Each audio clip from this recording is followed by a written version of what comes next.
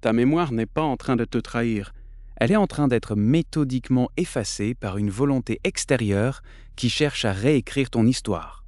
Ce que tu perçois comme de la confusion mentale est en réalité le résultat d'une opération chirurgicale psychologique menée à ciel ouvert sur ta conscience. Tu ne deviens pas fou, tu es simplement la cible d'une arme de destruction massive de la réalité. Le sol sous tes pieds ne s'est pas dérobé par hasard, il a été scié centimètre après centimètre pendant que tu regardais ailleurs. Ce que je m'apprête à te révéler va modifier radicalement ta perception de tes propres souvenirs et de tes interactions les plus intimes. Nous allons disséquer le mécanisme du gaslighting, cette technique de manipulation qui ne cherche pas seulement à te mentir, mais à briser ton propre système de validation interne. Comprendre ce processus est la seule issue pour ne plus être l'architecte de ta propre prison mentale. Si tu ignores comment ce virus s'installe, tu finiras par devenir l'allié de ton bourreau contre toi-même. Le gaslighting fonctionne sur un principe de déconstruction granulaire. Ce n'est jamais un choc brutal, mais une érosion lente. Le manipulateur commence par semer de minuscules graines de doute sur des détails insignifiants. Est-ce que les clés étaient vraiment sur la commode ? Est-ce que tu as vraiment éteint cette lampe ? Dans une étude célèbre menée par le psychologue Leon Festinger sur la dissonance cognitive dès les années 1957, il a été démontré que l'esprit humain ne supporte pas d'avoir deux croyances contradictoires. Pour apaiser cette tension insupportable, tu finis par sacrifier ta propre perception si l'autre maintient sa version avec assez de conviction. Le manipulateur utilise cette faille biologique pour te forcer à choisir entre ta propre santé mentale et la stabilité de la relation. Tu te demandes sans doute si tu as déjà été la victime de ce jeu de miroir déformant au cours des derniers mois. Cette technique tire son efficacité d'un paradoxe cruel. Plus tu es une personne rationnelle et empathique, plus tu es vulnérable. Parce que tu cherches à comprendre l'autre, tu acceptes l'idée que tu pourrais avoir tort. C'est ici que le piège se referme. Le gaslighter ne cherche pas à avoir raison, il cherche à te faire perdre le nord. Il utilise le déni flagrant comme un outil de torsion de la réalité. Je n'ai jamais dit ça devient une sentence de mort pour ta confiance en toi quand c'est répété 1000 fois par an. Le but ultime est de créer un état de dépendance totale où, ne pouvant plus faire confiance à tes propres sens, tu te tournes vers le manipulateur pour qu'il te dise ce qui est vrai et ce qui ne l'est pas.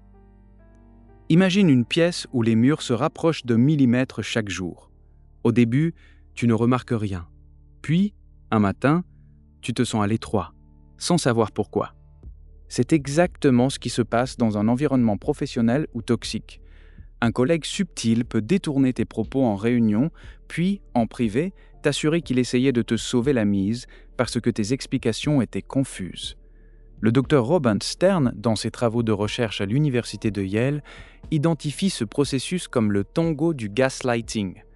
Il faut être deux pour que cela fonctionne. Un qui sème la confusion et un qui accepte de remettre en question sa propre réalité pour maintenir l'harmonie. Regarde autour de toi. Combien de fois as-tu présenté des excuses pour quelque chose que tu n'as pas fait, simplement pour mettre fin à une dispute qui semblait n'avoir ni queue ni tête ? Le point de rupture arrive quand le manipulateur commence à utiliser tes propres émotions contre toi. Si tu exprimes une inquiétude légitime, il la qualifie d'hystérie, de paranoïa ou de sensibilité excessive. En psychiatrisant tes réactions saines à un comportement anormal, il délégitime ta capacité à te défendre. C'est le stade de la désorientation profonde. Tu commences à tenir un journal secret, non pas pour écrire tes rêves, mais pour prouver à ton futur toi que tu n'as pas imaginé cette conversation de 17h32. Cette quête de preuves est le signe que ton intuition essaie désespérément de te lancer une bouée de sauvetage avant que tu ne sombres définitivement dans le brouillard.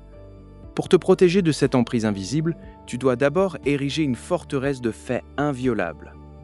La première méthode de défense est la consignation externe immédiate.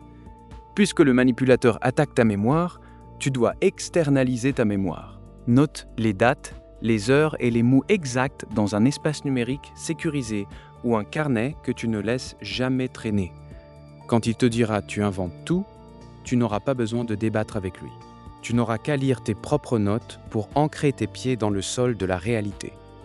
Le but n'est pas de le convaincre, car un gaslighter ne reconnaîtra jamais les faits, mais de te convaincre toi-même que tes yeux ne te mentent pas. La deuxième technique consiste à refuser le débat sur ta perception. Un manipulateur adore les justifications car elles lui donnent de la matière à déformer.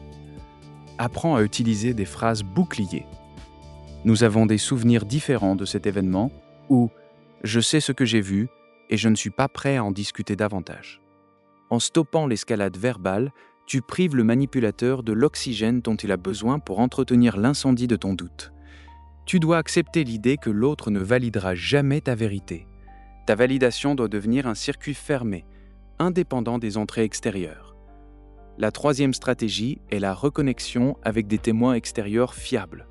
Le gaslighting prospère dans l'isolement. C'est comme une expérience de laboratoire qui nécessite une pièce close pour réussir.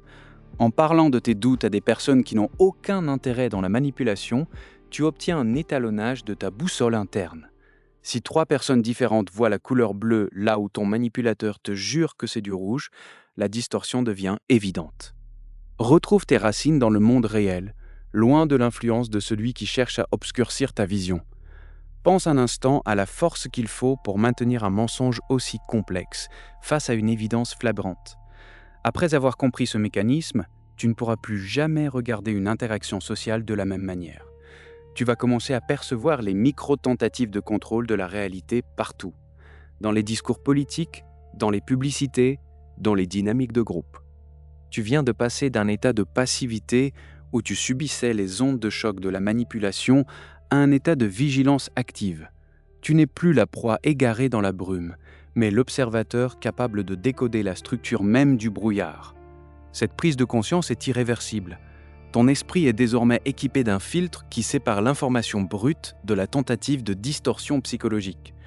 Cette nouvelle clarté est ton armure la plus solide. La manipulation ne peut fonctionner que si elle reste visible. Une fois que tu as vu les fils de la marionnette, le spectacle perd tout son pouvoir sur toi. Tu possèdes maintenant la clé pour déverrouiller la cellule mentale dans laquelle on a tenté de t'enfermer. Ta perception du réel est ta possession la plus précieuse. Ne laisse plus jamais personne y poser les mains sans ton consentement explicite. Exige la clarté dans chaque échange. Refuse systématiquement les zones d'ombre où l'on tente de noyer tes certitudes. Ce que nous venons d'explorer n'est que la surface d'un océan de mécanismes psychologiques sombres que tu dois impérativement maîtriser pour rester souverain de ton propre esprit. Ton voyage dans les profondeurs de la psychologie humaine ne fait que commencer, et la prochaine étape sera encore plus révélatrice sur la manière dont tes émotions les plus nobles sont utilisées comme des leviers de contrôle. Reste aux aguets, car la connaissance est la seule frontière entre ta liberté et leur domination.